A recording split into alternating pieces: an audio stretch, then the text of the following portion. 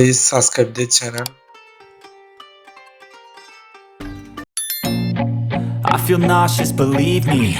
Never had a lot of shit come easy. Had to work hard, struggle just to be me.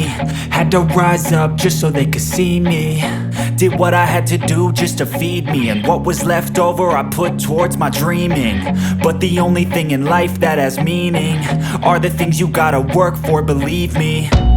Take into your hands a plan. Your own hands can land your own brand. And damn, I feel like no one takes accountability. They want the credibility, convincingly unwilling to put in the fucking hours it takes to get some power. Don't be fucking sour, take a cold shower. Scream until you're louder, work until you're prouder. And fuck all the doubters, they're just fucking downers.